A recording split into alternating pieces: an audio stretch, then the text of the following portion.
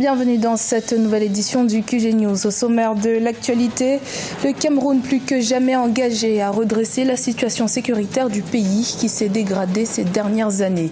Le nord du pays étant sujet à la menace terroriste, les régions anglophones en proie aux conflits séparatistes. Situation qui préoccupe de plus en plus la communauté internationale.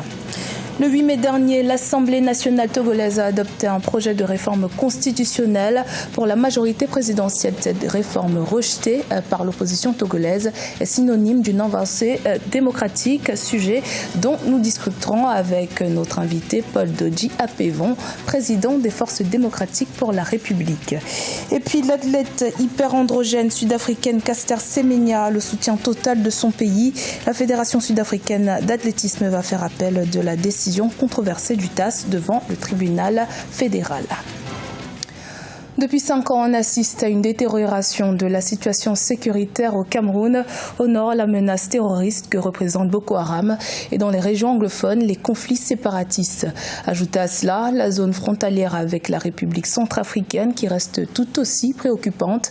Les autorités qui souhaitent ramener la paix sur l'ensemble du territoire ont enclenché divers processus de sortie de crise. Plus de détails dans ce reportage de Corinne Kamseux, commentaire Siamno Victor Assidji. Longtemps considéré comme un havre de paix en Afrique de manière générale, le Cameroun traverse depuis quelques années des zones de turbulence qui fragilisent considérablement la stabilité, la paix et l'unité nationale. Environ 4 régions sur les 10 que compte le pays sont principalement concernées. L'unité nationale est menacée dans les régions du nord-ouest et du sud-ouest. Déjà, l'insurrection des anglophones touche les régions du nord-ouest et du sud-ouest et accessoirement les régions de l'ouest et du littoral. Mais il y a une autre menace qui a émergé ces derniers mois et qu'on a tendance à minimiser, c'est le phénomène des prises d'otages avec demande de rançon qui touche principalement les régions de la Damawa et de l'est du Cameroun. Affaibli mais toujours actif, le groupe terroriste Boko Haram a multiplié ces dernières semaines des actes de prédation et d'agression dans la région de l'extrême nord. Du côté de l'armée camerounaise, la mobilisation n'a pas faibli.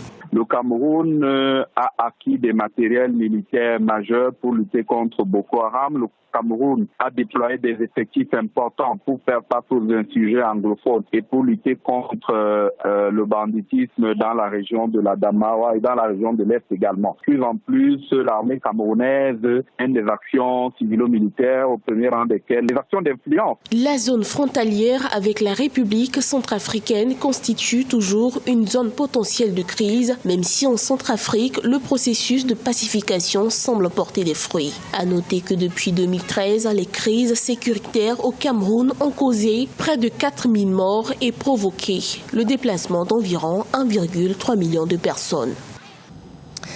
L'opposition togolaise dénonce la nouvelle constitution. Mercredi 8 mai, les députés se sont prononcés, notamment en faveur d'une limitation du nombre des mandats présidentiels, un texte qui ne prend pas en compte les mandats déjà réalisés et celui en cours à la date d'entrée en vigueur de cette nouvelle loi.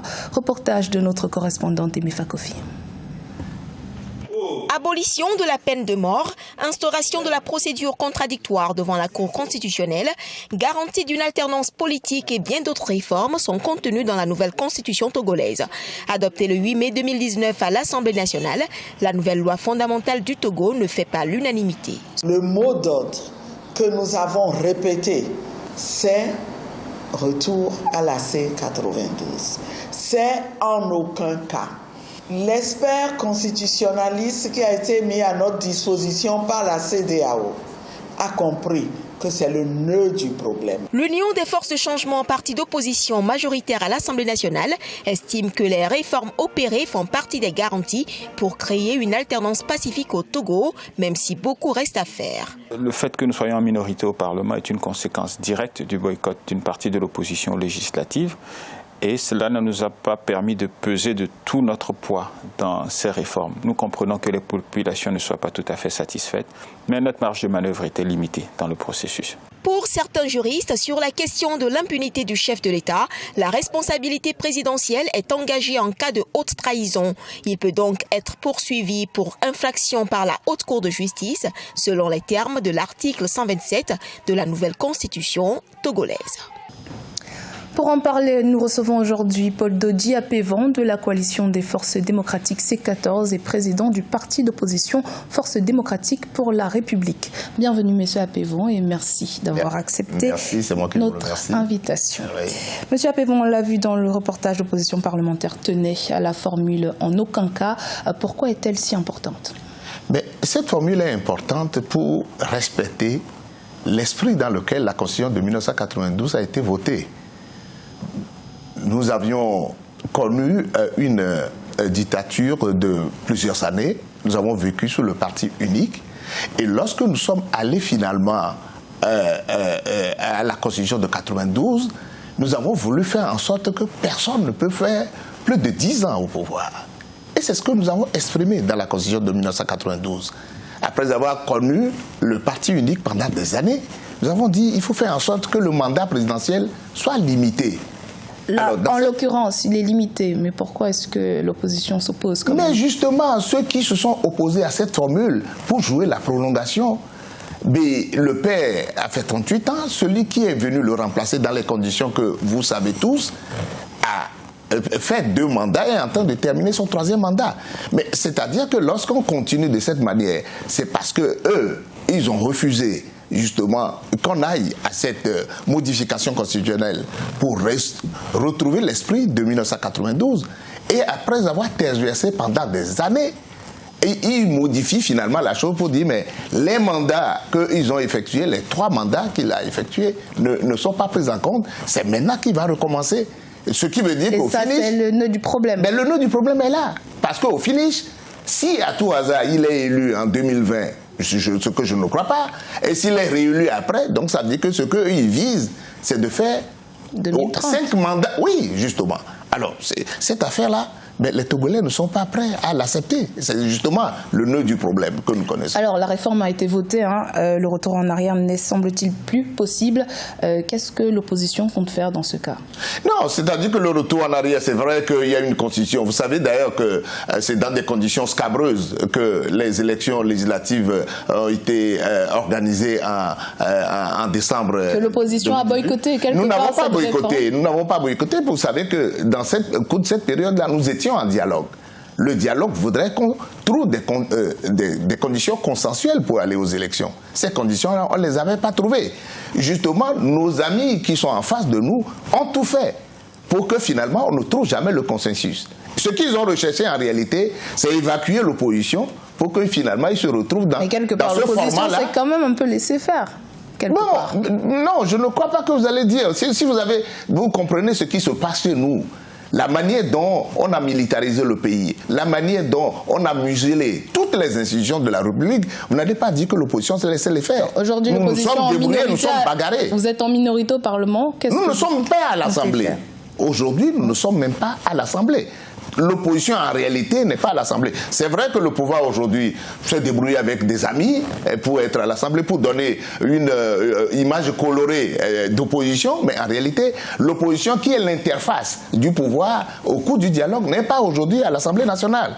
Donc, ce que nous disons, c'est de retrouver nos repères à travers une réorganisation de l'opposition pour faire en sorte que nous puissions peser sur les événements et qu'en 2020, on puisse créer les conditions de l'alternance au Togo. En réalité, c'est la dynamique dans laquelle nous sommes aujourd'hui. D'accord. Merci, Monsieur Apévan, d'avoir répondu à nos questions.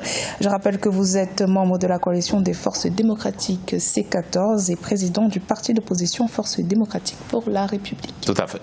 Merci. Dans l'actualité sportive, l'Afrique du Sud soutient son athlète phare Caster Semenya. La Fédération d'athlétisme sud-africaine va contester la décision controversée devant le tribunal fédéral. Le TAS avait rejeté le recours de Caster Semenya contre les règles de l'IAAF visant les athlètes hyperandrogènes. Mariama Dramé. L'Afrique du Sud maintient son soutien sans faille à sa championne olympique Caster Semenya. Le pays va faire appel du jugement du TAS, le tribunal arbitral du sport qui impose à sa championne de faire baisser son taux de testostérone. Nous allons faire appel aussi vite que possible. Nous pensons que l'information scientifique concernant les femmes hyperandrogènes a enfin été totalement ignorée et nous pensons que notre tribunal pourrait en tirer des conclusions différentes. Le 1er mai dernier, le TAS avait rejeté le recours de Caster Semenya contre les règles de la Fédération internationale d'athlétisme visant les athlètes hyperandrogènes à l'image de la triple championne du monde sur 800 mètres. Cette décision divise les athlètes et leurs dirigeants du sport dans le monde entier autour des sujets délicats de l'identité sexuelle, des différences génétiques et de l'équité des compétitions. En Afrique du Sud également, elle a suscité de vives réactions. Ils doivent laisser Caster tranquille. En tant que Sud-Africains, nous aimons Caster et nous continuerons de la soutenir tout au long du processus car elle continue de gagner.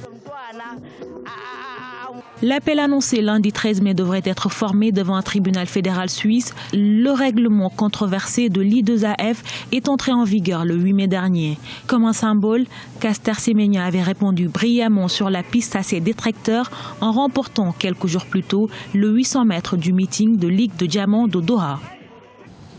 C'était le journal de la rédaction. Merci de votre fidélité. Dans un instant, une nouvelle édition de l'actualité sur Africa 24.